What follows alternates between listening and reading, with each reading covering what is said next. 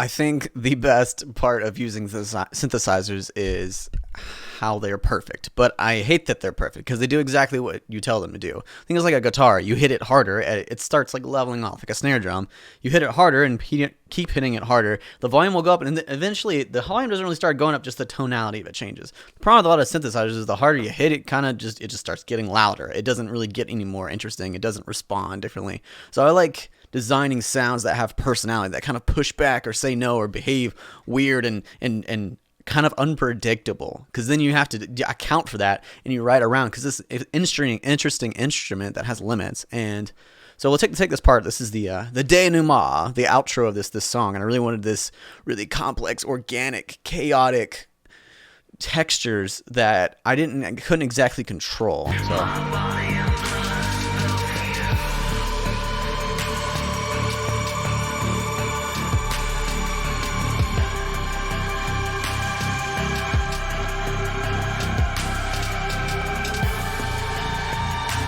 So we have obviously that screaming pad, which is just swelling into it, and I played with like a lot of like slowly moving the pitch to it, and has a lot of attack time, so it takes a long time to push it into itself, and it's flopping all over the place. But one of the layers that I did in here that I think really added a lot, and added a lot of that like personality, I'd say, to it, is if we zoom in and play this again, there's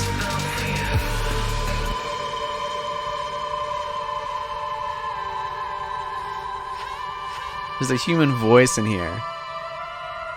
My friend Beverly, I was like, hey, I started this track. I was like, hey, can you just sing Beverly things on top of it? So she did it, and I put this way back in the mix. I put in a bunch of just really heavy. The delay's heavier than her voice, actually, because I don't want it to fight with that main pad sound, but I want it to layer into that, and it kind of wraps around that existing like squealy pad. And so there's just so many elements coming together, and they're all compressed really hard. They're all like distorting. They're all like straining against themselves, and together they really just make this cohesive sound, just like despair and depth. It's just super wide.